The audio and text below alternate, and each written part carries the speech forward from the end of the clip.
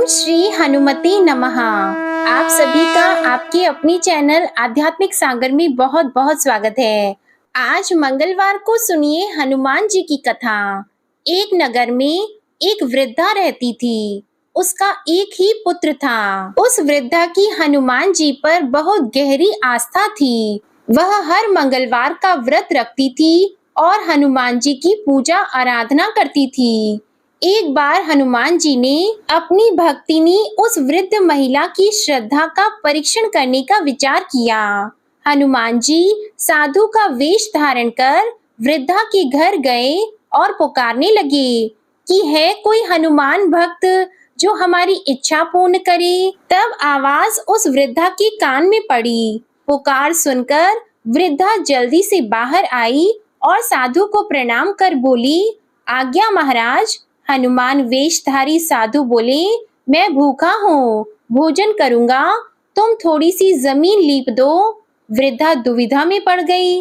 अंततः हाथ जोड़कर बोली, महाराज, लीपने और मिट्टी खोदने के अतिरिक्त आप कोई दूसरी आज्ञा दें, मैं अवश्य पूर्ण करूंगी। साधु ने 3 बार प्रतिज्ञा कराने के बाद कहा, तू अपने बेटे को बुला, मैं उसकी पीठ पर आग जलाकर भोजन बनाऊंगा। यह सुनकर वृद्धा घबरा गई, परंतु वह प्रतिज्ञाबद्ध थी। उसने अपने पुत्र को बुलाकर साधु को सौंप दिया। साधु वेशधारी हनुमान जी ने वृद्धा के हाथों से ही उसके पुत्र को पेट के बल लेटाया और उसकी पीठ पर आग लगवा दी। आग जलाकर दुखी मन से वृद्धा अपने घर में चली गई। इधर भोजन बनाकर साधु ने वृद्धा को बुलाकर कहा कि उनका भोजन बन गया है, तुम अपने पुत्र को पुकारो ताकि वह भी आकर भोग लगा ले। इस पर वृद्धा बोली, उसका नाम लेकर मुझे और कष्ट न दें। लेकिन जब साधु महाराज नहीं माने तो वृद्धा ने अपने पुत्र को आवाज लगाई। वह अपनी माँ के पास आ गया और अपने पुत्र को जीवित देखकर वृद्धा को बहुत आश्चर्य हुआ। वह साधु के चरणों में गिर पड़ी।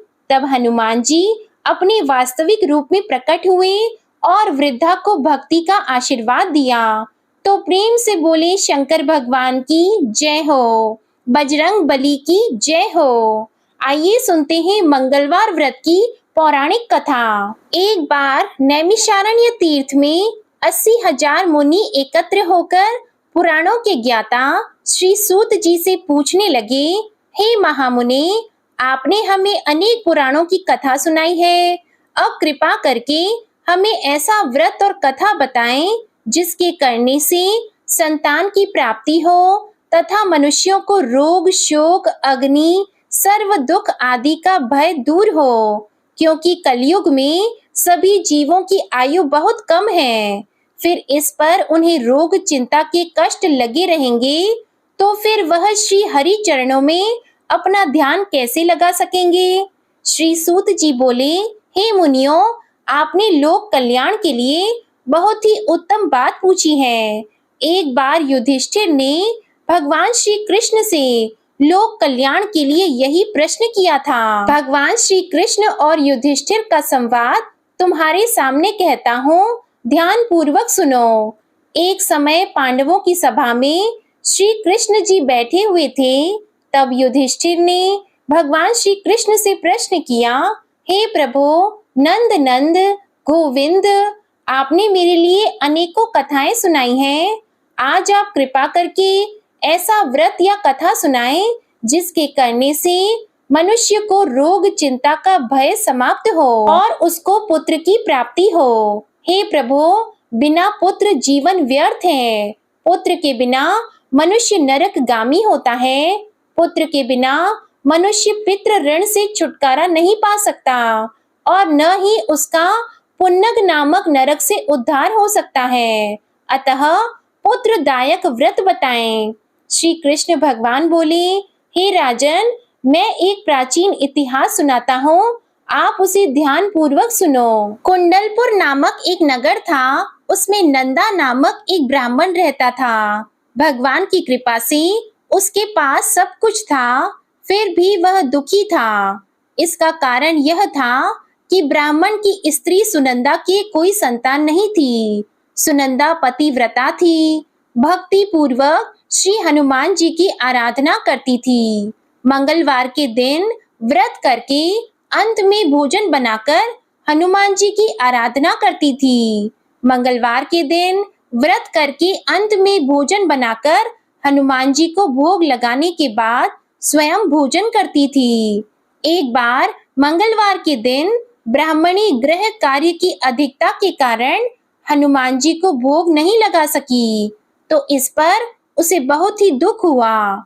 उसने कुछ भी नहीं खाया और अपने मन में प्रण किया कि अब तो अगले मंगलवार को ही हनुमान जी को भोग लगाकर अन्न और जल ग्रहण करूंगी। ब्राह्मणी सुनंदा प्रतिदिन भोजन बनाती, श्रद्धा पूर्वक पति को खिलाती, परंतु स्वयं भोजन नहीं करती और मन ही मन श्री हनुमान जी की आराधना करती थी। इसी प्रकार 6 दिन गुजर गए और ब्राह्मणी सुनंदा अपने निश्चय के अनुसार भूखी प्यासी निराहार रही। अगले मंगलवार को ब्राह्मणी सुनंदा प्रातः काल ही बेहोश होकर गिर पड़ी। ब्राह्मणी सुनंदा की इस असीम भक्ति के प्रभाव से श्री हनुमान जी बहुत प्रसन्न हुए और प्रकट होकर बोले, सुनंदा, मैं तेरी भक्ति से बहुत प्रसन्न हूँ, तो उठ और वर मांग।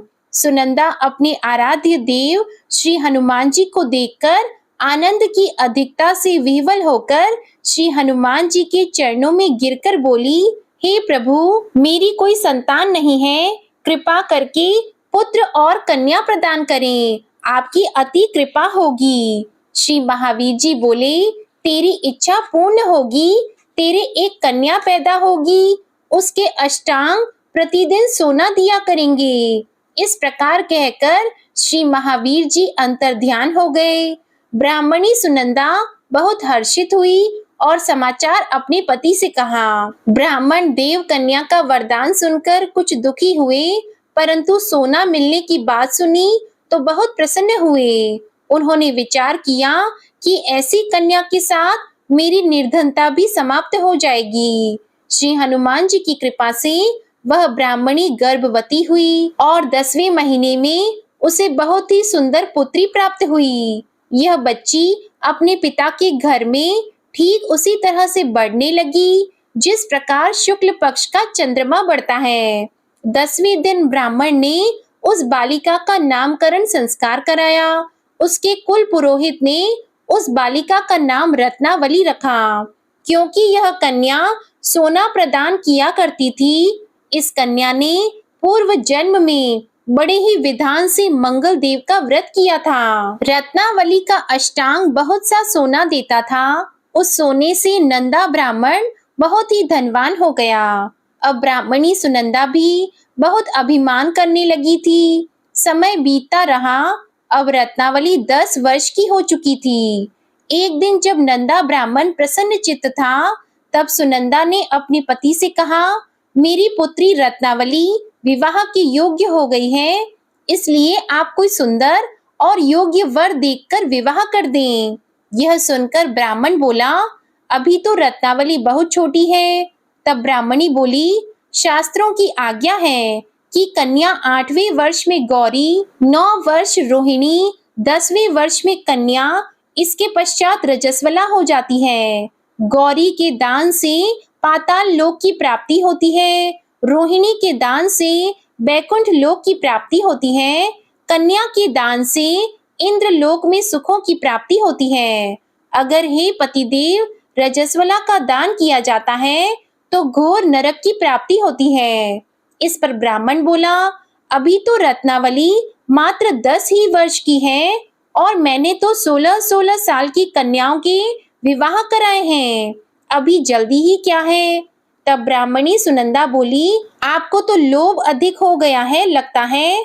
अगर 11वें वर्ष में विवाह नहीं होता है तो उसमें मासिक धर्म के रक्त का पिता और बड़े भाई को पान करना पड़ता है।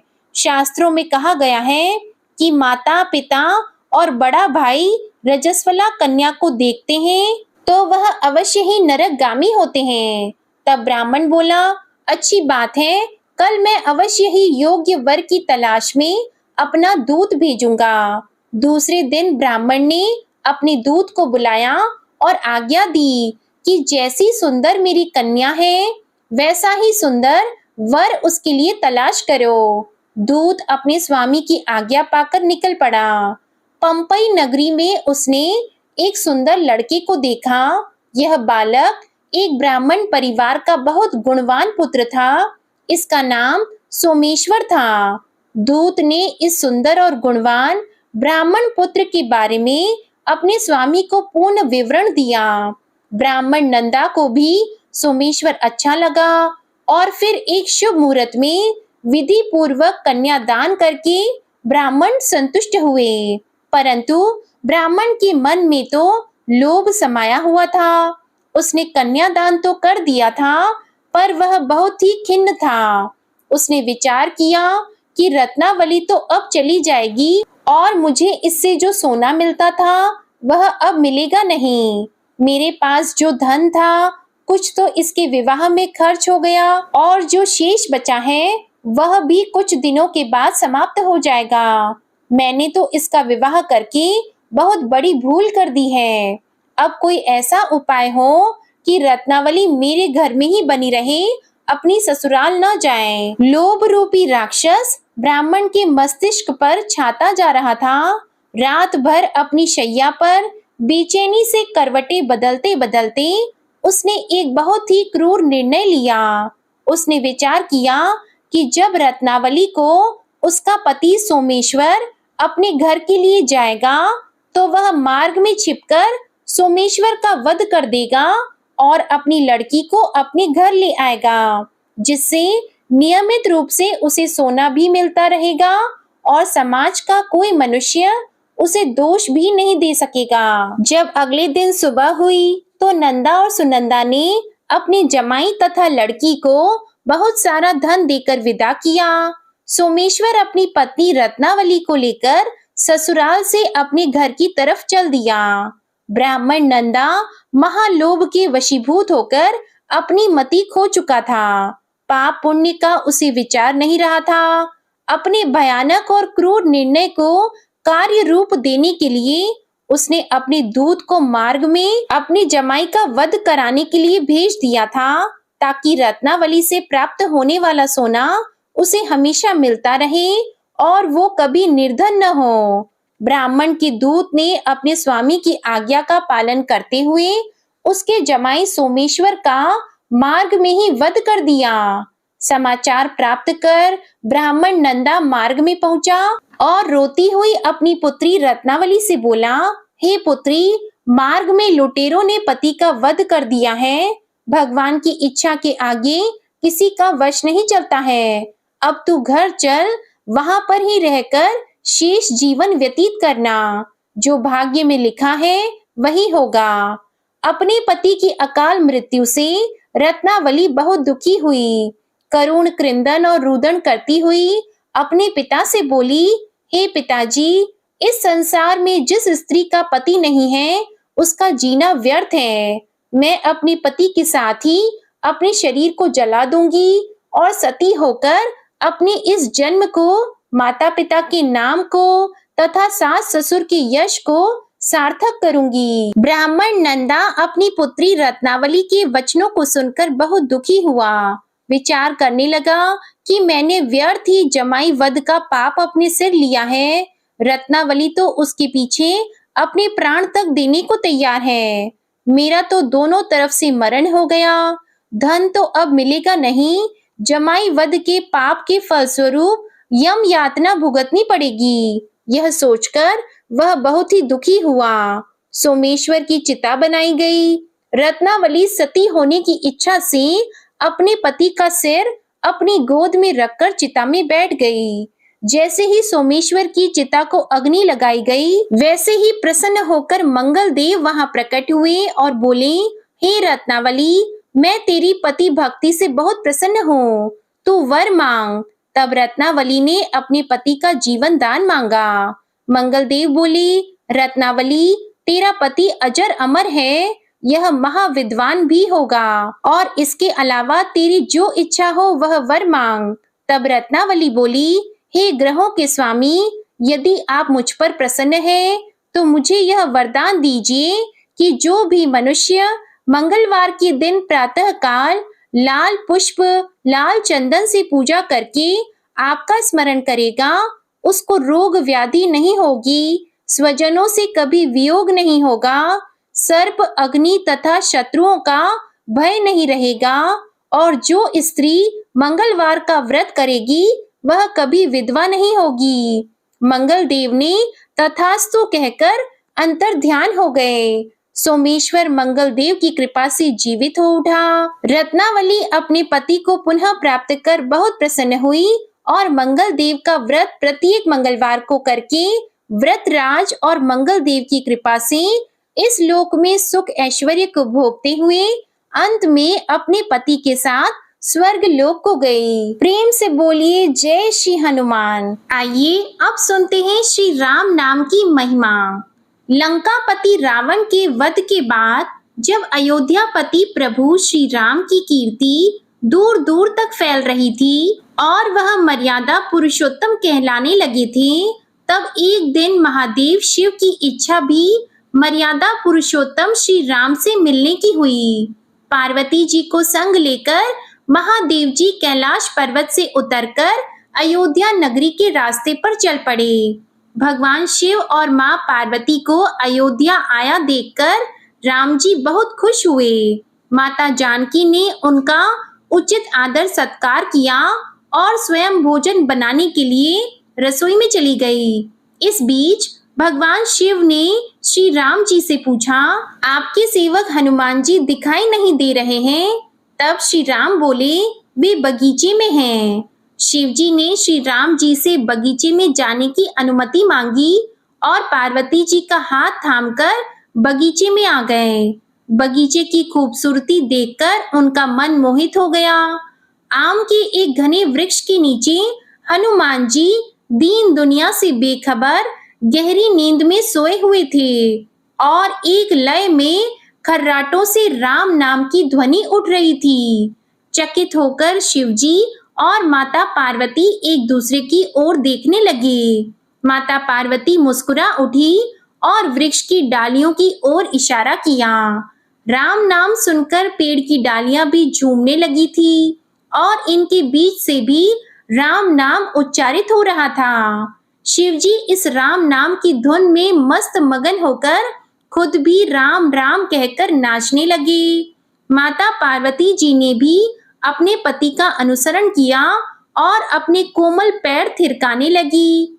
शिवजी और माता पार्वती जी के नृत्य से ऐसी झनकार उठी कि स्वर्ग लोक के देवता गण भी आकर्षित होकर बगीचे में आ गए और राम नाम की धुन में सभी मस्त हो गए। माता जानकी भोजन तैयार करके प्रतीक्षा कर रही थी, परंतु संध्या घिरने पर भी अतिथि नहीं पधारे। तब अपने देवर लक्ष्मण जी को बगीचे में भेजा। लक्ष्मण जी तो स्वयं को श्री राम का सेवक ही मानते थे, इसलिए बगीचे में आकर जब उन्होंने धरती पर स्वर्ग का नजारा देखा तो स्वयं भी राम नाम की धुन में झूम उठे। महल में माता जानकी जी परेशान हो रही थी कि अभी तक भोजन ग्रहण करने कोई भी क्यों नहीं आया।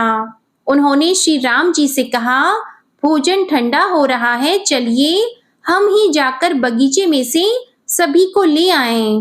तब जब राम जी बगीचे में गए तो वहां राम नाम की धूम मची हुई थी। हनुमान जी गहरी नींद में सोए हुए थे और उनके खर्राटों से अभी तक राम नाम ही निकल रहा था। श्री राम भाव विह्वल हो उठे। राम जी ने हनुमान जी को नींद से जगाया और प्रेम से उनकी तरफ निहारने लगे।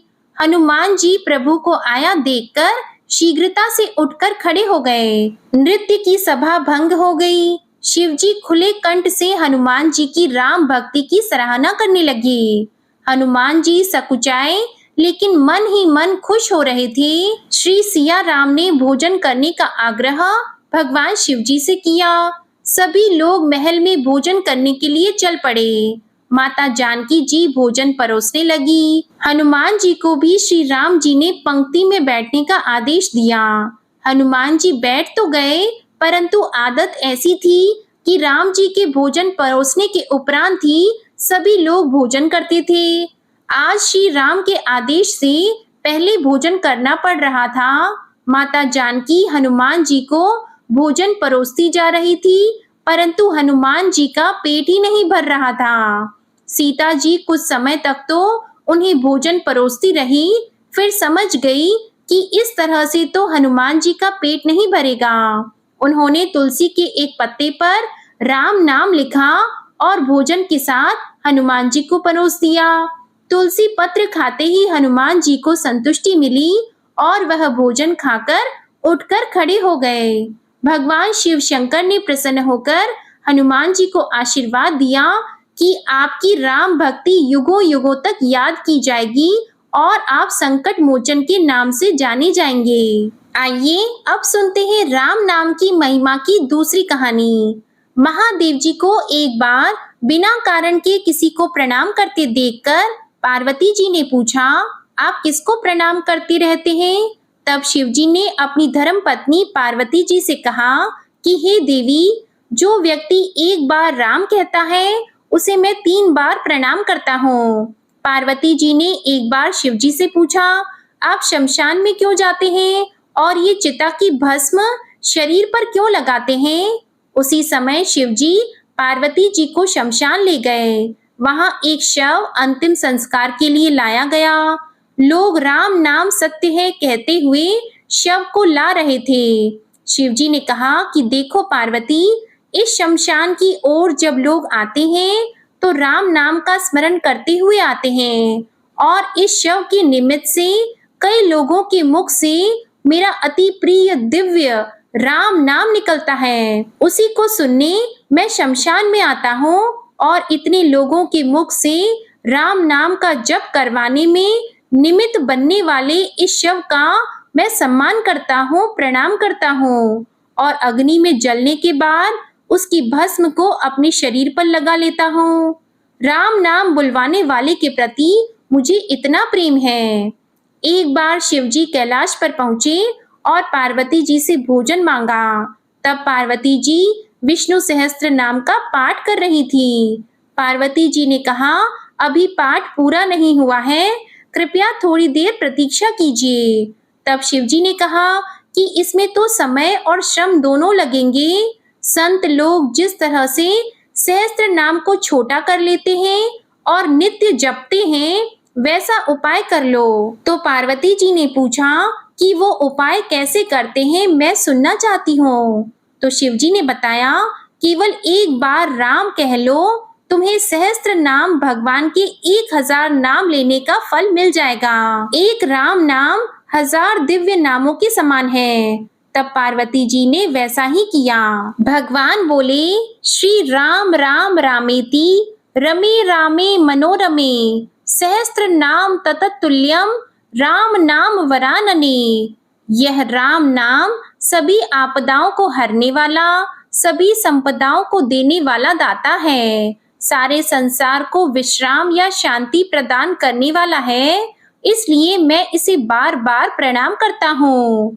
भव सागर की सभी समस्याओं और दुखों के बीजों को भूंज के रख देने वाला, समूल नष्ट कर देने वाला, सुख संपत्तियों को अर्जित करने वाला, यमदूतों को खदेड़ने वाला केवल राम नाम का जप है। इसलिए प्रयास पूर्वक स्वयं भी राम नाम जपते रहना चाहिए और दूसरों को भी प्रेरित करके राम नाम जपना चाहिए। इससे अपना और दूसरों का तुरंत कल्याण हो जाता है। यही सबसे सुलभ और अचूक उपाय है। इसलिए हमारे देश में प्रणाम राम राम कहकर किया जाता है। आइए अब सुनते हैं बिल्व वृक्ष की महिमा। एक बार नारद जी ने भोलेनाथ जी की स्तुति करके पूछा कि प्रभु, आपको प्रसन्न करने के लिए सबसे उत्तम और सुलभ साधन क्या है? हे त्रिलोकीनाथ, आप तो निर्विकार और निष्काम हैं। आप सहज ही प्रसन्न हो जाते हैं। फिर भी मेरे जानने की इच्छा है कि आपको क्या प्रिय है। तब शिव जी बोले, नारद जी, वैसे तो मुझे भक्त के भाव सबसे प्रिय हैं, फिर भी आपने पूछा है तो मैं बताता हूँ। मुझे जल के साथ साथ बिल्व पत्र बहुत प्रिय हैं। जो अखंड बिल्व पत्र मुझे श्रद्धा से अर्पित करते हैं, मैं उन्हें अपने लोक में स्थान देता हूँ। नारद जी भगवान शंकर और माता पार्वती की वंदना करके अपने लोक को चले गए। उनके जाने के पश्चात पार्वती जी ने शिव जी से पूछा कि हे प्रभु, मेरी ये जानने की बड़ी तीव्र इच्छा हो रही है कि आपको बेलपत्र इतने प्रिय क्यों हैं? कृपा करके मेरी जिज्ञासा को शांत कीजिए। तब शिव जी बोले, हे शिवे, बिल्व के पत्ते मेरी जटा के समान हैं। उसका त्रिपत्र यानी 3 पत्ते ऋग्वेद, यजुर्वेद और सामवेद हैं। शाखाएं समस्त शास्त्र का स्वरूप हैं। बिल्व वृक्ष को आप पृथ्वी का कल्प वृक्ष समझें, जो ब्रह्मा, विष्णु और शिव स्वरूप हैं। हे पार्वती, स्वयं महालक्ष्मी जी ने शैल पर्वत पर बिल्व वृक्ष रूप में जन्म लिया था। इस कारण भी बेल का वृक्ष मेरे लिए अति प्रिय है। महालक्ष्मी जी ने बिल्व का रूप धरा, ये सुनकर पार्वती जी कौतूहल में पड़ गईं और पार्वती जी कौतूहल से उपजी जिज्ञासा को रोक न पाईं। उन्होंने पूछा, देवी लक्ष्मी ने आखिर बिल्व वृक्ष का रूप क्यों लिया? आप ये कथा विस्तार से कहें। तब भोलेनाथ ने देवी पार्वती जी को कथा सुनाना आरंभ किया। हे देवी, सतयुग में ज्योति रूप में मेरे अंश का रामेश्वर लिंग था। ब्रह्मा आदि देवों ने उसका विधिवत पूजन अर्चन किया था। इसका परिणाम ये हुआ कि मेरे अनुग्रह से वाणी देवी सबकी प्रिय हो गई। वे भगवान विष्णु को सतत प्रिय हो गई। मेरे प्रभाव से भगवान केशव के मन में वाग देवी के लिए जितनी प्रीति उत्पन्न हुई, वह स्वयं लक्ष्मी जी को नहीं भाई। लक्ष्मी देवी का श्री हरि के प्रति मन में कुछ दुराव पैदा हो गया। वह चिंतित और रुष्ट होकर चुपचाप परम उत्तम श्री शैल पर्वत पर चली गईं। वहां उन्होंने तप करने का निश्चय किया और उत्तम स्थान का चयन करने लगी। महालक्ष्मी ने उत्तम स्थान का निश्चय करके मेरे लिंग विग्रह की उग्र तपस्या प्रारंभ की। उनकी तपस्या कठोरतम होती जा रही थी। हे परमेश्वरी, कुछ समय के बाद महालक्ष्मी जी ने मेरे लिंग विग्रह से थोड़ा ऊर्ध्व में एक वृक्ष का रूप धारण कर लिया। अपने पत्तों और पुष्प द्वारा निरंतर मेरा पूजन करने लगी। इस तरह महालक्ष्मी जी ने लाखों वर्षों तक घोर आराधना की। अंततः उन्हें मेरा अनुग्रह प्राप्त हुआ। मैं वहां प्रकट हुआ और देवी से इस घोर तप की आकांक्षा पूछकर वर देने को तैयार हुआ। महालक्ष्मी जी ने मांगा कि श्री हरि के हृदय में मेरे भाव से वाग देवी के लिए जो स्नेह हुआ है वह समाप्त हो जाए। तब शिव जी बोले, मैंने महालक्ष्मी जी को समझाया, श्री हरि के हृदय में आपके अतिरिक्त किसी और के लिए कोई प्रेम नहीं है। वाग देवी के प्रति उनका प्रेम नहीं अपितु श्रद्धा है। यह सुनकर लक्ष्मी जी प्रसन्न हो गईं और पुनः श्री विष्णु के हृदय में स्थित होकर निरंतर उनके साथ विहार करने लगी। हे पार्वती, महालक्ष्मी के हृदय का एक बड़ा विकार इस प्रकार दूर हो गया। इस कारण हरिप्रिया उसी वृक्ष रूप में सर्वदा अतिशय भक्ति से भरकर यत्न पूर्वक मेरी पूजा करने लगी। हे पार्वती, इसी कारण विश्व का वृक्ष, उसके पत्ते, फल, फूल आदि मुझे बहुत प्रिय हैं। मैं निर्जन स्थान में बिल्व वृक्ष का आश्रय लेकर रहता हूँ। बेल वृक्ष को सदा सर्व तीर्थ में एवं सर्व देवमय मानना चाहिए। बिल्व पत्र, बिल्व फूल, बिल्व वृक्ष अथवा बिल्व काष्ठ के चंदन से जो मेरा पूजन करता है वह भक्त मेरा अति प्रिय है। बिल्व वृक्ष को शिव के समान ही समझो। वह मेरा शरीर है जो बिल्व पर चंदन से मेरा नाम अंकित करके मुझे अर्पण करता है। मैं उसे सभी पापों से मुक्त करके अपने लोक में स्थान देता हूँ। हे देवी, उस व्यक्ति को स्वयं लक्ष्मी जी भी नमस्कार करती है जो मेरा पूजन करते हैं। जो बिल्व मूल में प्राण छोड़ता है उसको रुद्र देह प्राप्त होता है और ऐसे मनुष्य पर सदैव ही माता लक्ष्मी की कृपा रहती है और साथ ही साथ भगवान नारायण की कृपा भी उन पर सदैव बनी रहती है। प्रेम से बोलिए भगवान शिव और माता पार्वती की जय। आइए अब सुनते हैं मंगलवार को सुनी जाने वाली मंगला गौरी माता की पौराणिक कथा। कुरु देश में श्रुत कीर्ति नामक एक विद्वान, कीर्तिशाली, शत्रुओं का नाश करने वाला, 64 कलाओं का ज्ञाता, तथा धनुर्विद्या में कुशल राजा हुआ था। पुत्र के अलावा अन्य सभी शुभ चीजें उस राजा के पास थी, इसलिए वह राजा संतान के विषय में अत्यंत चिंतित हुआ और जब ध्यान पूर्वक देवी की आराधना करने लगा, तब उसकी कठोर तपस्या से देवी प्रसन्न हो गई और उससे यह वचन बोली कि हे सुव्रत, वर मांगो। तब श्रुतकीर्ति बोला, हे देवी, यदि आप मुझ पर प्रसन्न हो तो मुझे सुंदर पुत्र दीजिए। हे देवी, आपकी कृपा से अन्य किसी भी वस्तु का अभाव नहीं है। तब उसका यह वचन सुनकर पवित्र मुस्कान वाली देवी ने कहा, राजन, तुमने अत्यंत दुर्लभ वर मांगा है, फिर भी कृपावश मैं तुम्हें अवश्य दूंगी। किंतु हे राजन, सुनिए, यदि परम गुण पुत्र चाहते हो तो वह केवल 16 वर्ष तक जीवित रहेगा, और यदि रूप तथा विद्या से पुत्र चाहते हो तो दीर्घजीवी होगा। देवी का यह वचन सुनकर राजा चिंतित हो उठा और पुनः अपनी पत्नी से परामर्श करके उसने गुणवान तथा सभी शुभ लक्षणों से संपन्न 16 वर्ष की आयु वाला पुत्र मांगा। तब देवी ने भक्ति संपन्न राजा से कहा, हे नृपनंदन, मेरे मंदिर के द्वार पर आम का वृक्ष है, उसका एक फल लाकर मेरी आज्ञा से अपनी पत्नी को उसे भक्षण हेतु प्रदान करो, जिससे वह शीघ्र ही गर्भ धारण करेगी, इसमें संदेह नहीं है। प्रसन्न होकर राजा ने वैसा ही किया और उसकी पत्नी ने गर्भ धारण कर लिया। 10वें महीने में उसने देवतुल्य सुंदर पुत्र को जन्म दिया। तब हर्ष तथा शोक से युक्त राजा ने बालक का जात कर्म आदि संस्कार किया और शिव का स्मरण करते हुए उसका नाम चिरायु रखा। इसके बाद पुत्र के 16 वर्ष के होने पर पत्नी सहित राजा चिंता में पड़ गए और वे विचार करने लगे कि यह पुत्र बड़े कष्ट से प्राप्त हुआ है और मैं इसकी दुखद मृत्यु अपने ही सामने कैसे देख सकूंगा। ऐसा विचार करके राजा ने पुत्र को उसके मामा के साथ काशी भेज दिया। प्रस्थान के समय राजा की पत्नी ने अपने भाई से कहा कि आप मेरे पुत्र को काशी ले जाइए। मैंने भगवान मृत्युंजय से पूर्व में पुत्र के लिए प्रार्थना की थी और कहा था कि हे विश्वेश, आप जगतपति की यात्रा के लिए मैं उस पुत्र को अवश्य भेजूंगी। अतः आप मेरे पुत्र को आज ही ले जाइए और सावधानी पूर्वक इसकी रक्षा कीजिएगा। अपनी बहन की यह बात सुनकर भांजे के साथ वह चल पड़ा। कई दिनों तक चलते चलते वह आनंद नामक नगर में पहुंचा। वहां सभी प्रकार की समृद्धियों से संपन्न वीरसेन नाम वाला राजा रहता था। उस राजा की एक सर्व लक्षण संपन्न युवावस्था प्राप्त मनोहर और रूप लावण्यमयी मंगला गौरी नामक कन्या थी। उत्तम सौंदर्य अभिवृद्धि को प्राप्त वह कन्या किसी समय सखियों के साथ नगर के उपवन में क्रीड़ा करने के लिए गई हुई थी। उसी समय वह चिरायु तथा उसका मामा वे दोनों भी वहां पहुंच गए और उन कन्याओं को देखने की लालसा से वहीं विश्राम करने लगे। इसी बीच विनोद पूर्वक क्रीड़ा करती हुई उन कन्याओं में से किसी एक ने कुपित होकर राजकुमारी को राणा यह कुवचन कह दिया।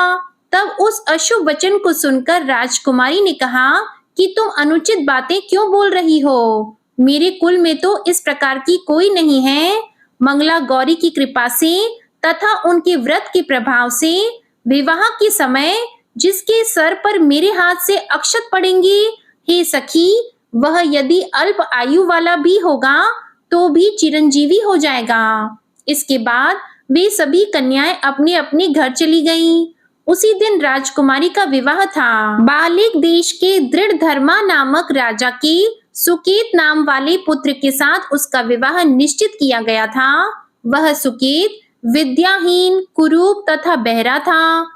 तब सुकेत के साथ आए हुए उन लोगों ने विचार किया कि इस समय कोई दूसरा श्रेष्ठ वर ले जाना चाहिए और विवाह संपन्न हो जाने के बाद वहां सुकेत पहुंच जाए। तो उन लोगों ने चिरायु के मामा के पास जाकर याचना की कि आप इस बालक को हमें दे दीजिए, जिससे हमारा कार्य सिद्ध हो जाए। इस पृथ्वी पर परोपकार के समान दूसरा कोई धर्म नहीं है। तब उनकी बात सुनकर चिरायु का मामा मन ही मन बहुत प्रसन्न हुआ, क्योंकि इसने उपवन में पहले ही कन्या मंगला गौरी की बात सुन ली थी। फिर भी उसने एक बार कहा कि आप लोग इसे किस लिए मांग रहे हैं? कार्य की सिद्धि हेतु वस्त्र, अलंकार आदि मांगे जाते हैं, वर तो कहीं भी नहीं मांगा जाता। तथापि आप लोगों का सम्मान रखने के लिए मैं इसे दे रहा हूँ। इसके बाद चिरायु को वहां ले जाकर उन लोगों ने विवाह संपन्न कराया। सप्तपदी आदि के हो जाने पर रात्रि में शिव पार्वती की प्रतिमा के समक्ष उस चिरायु ने हर्षयुक्त होकर मंगला गौरी के साथ शयन किया। उसी दिन चिरायु के 16 वर्ष पूर्ण हो चुके थे और अर्धरात्रि में साक्षात काल सर्प रूप में वहां आ गया। इसी बीच संयोगवश राजकुमारी जाग गई। उसने उस महासर्प को वहां देखा और वह भय से व्याकुल होकर कांपने लगी। तभी उस कन्या ने धैर्य धारण किया, 16 उपचारों से सर्प की पूजा की और पीने के लिए उसे दूध दे दिया। उसने दीनता भरी वाणी में उस सर्प की प्रार्थना की और स्तुति की। मंगला गौरी प्रार्थना करने लगी कि मैं उत्तम व्रत को करूंगी जिससे मेरे पति जीवित रहें। यह जिस तरह से चिरकाल तक जीवित रहें, आप वैसा कीजिए। इतने में सर्प वहां स्थित एक कमंडल में प्रवेश कर गया और उस मंगला गौरी ने अपनी कंचुकी से उस कमंडल का मुंह बांध दिया। इसी बीच उसका पति अंगड़ाई लेकर जाग गया और अपनी पत्नी से बोला, हे प्रिये, मुझे भूख लगी है। तब वह अपनी माता के पास जाकर खीर, लड्डू आदि ले आई और उसके द्वारा दिए भोज्य पदार्थ को उसने प्रसन्न मन होकर खाया। भोजन के बाद हाथ धोते समय उसके हाथ से अंगूठी गिर पड़ी। तांबूल खाकर वह पुनः सो गया। उसके बाद मंगला गौरी कमंडल को फेंकने के लिए जाने लगी। विधि की कैसी गति है कि उस कमंडल में से बाहर की ओर जगमग करती हुई हार कांति को देखकर वह आश्चर्यचकित हो गई। घट में स्थित उस हार को उसने अपने कंठ में धारण कर लिया। इसके बाद कुछ रात शेष रहते ही चिरायु का मामा आकर उसे ले गया। इसके बाद वर पक्ष के लोग सुकेत को वहां ले आए। उसे देखकर मंगला गौरी ने कहा कि यह मेरा पति नहीं है। तब उन सभी ने उससे कहा कि हे शुभे, तुम यह क्या बोल रही हो? यहाँ तुम्हारा कोई परिचायक हो तो उसे हम लोगों को बताओ। मंगला गौरी बोली, जिसने रात में 9 रत्नों से बनी अंगूठी दी है, उसकी अंगुली में इसे डालकर परिचायक निशानी देख ले। मेरे पति ने रात्रि में मुझे जो हार दिया था, उसके रत्नों का समुदाय कैसा है, उस बात को ये बताएं। ये तो कोई अन्य ही है। इसके अलावा रात में परस्पर भाषण तथा भोजन आदि जो कुछ किया गया था, उसे भी यह बता दें, तब यह निश्चय ही मेरे पति हैं। इस प्रकार उसका वचन सुनकर सभी ठीक है कहने लगे, किंतु जब एक भी बात ना मिली, तब सभी ने सुकेत को उसका पति होने से निषिद्ध कर दिया और वर पक्ष वाले जिस तरह से आए थे उसी तरह से चले गए। उसके बाद अपने वंश को बढ़ाने वाली महान यश से संपन्न तथा परम मनस्वी मंगला गौरी के पिता ने अन्न पान आदि का सत्र चलाया। उन्होंने वर पक्ष का वृतांत कानों कान सुन लिया कि स्वरूप से कुरूप होने के कारण लोगों के द्वारा किसी अन्य को वर के रूप में आदर पूर्वक लाया गया था। तब उन्होंने अपनी कन्या को पर्दे के भीतर बिठा दिया। उसके बाद 1 वर्ष बीतने पर यात्रा करके चिरायु अपने मामा के साथ यह देखने आया कि विवाह के बाद वहां क्या हुआ।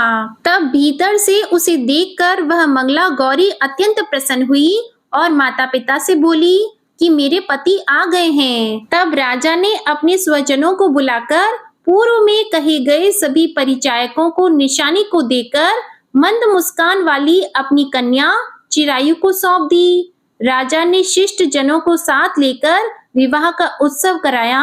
इसके बाद राजा वीरसेन ने वस्त्र, आभूषण आदि, सेना, घोड़े, रथ और अन्य भी बहुत सी सामग्रियां देकर उन्हें विदा किया। उसके बाद कुल को आनंदित करने वाला वह चिरायु पत्नी तथा मामा को साथ लेकर सेना के साथ अपने नगर पहुंचा। लोगों के मुख से उसे आया हुआ सुनकर उसके माता पिता को विश्वास नहीं हुआ। उन्होंने सोचा कि प्रारब्ध अन्यथा कैसे हो सकता है।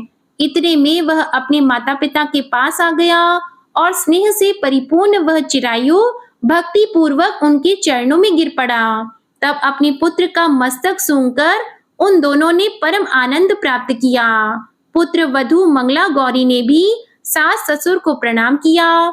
तब सास उसे अपनी गोद में बिठाकर सारा वृतांत शीघ्रता पूर्वक पूछने लगी। हे महामुनि, तब पुत्र वधू ने भी मंगला गौरी के उत्तम व्रत महात्म्य तथा जो कुछ घटित हुआ था वह सब वृतांत बताया। जो कोई भी इसका श्रवण करता है या जो इसे कहता है उसके सभी मनोरथ पूर्ण हो जाते हैं, इसमें संदेह नहीं है। प्रेम से बोलिए मंगला गौरी माता की जय हो। आपको ये मंगलवार व्रत कथा अच्छी लगी हो तो वीडियो को लाइक करिएगा, शेयर करिएगा और चैनल को भी सब्सक्राइब करिएगा। जय श्री राम, जय हनुमान।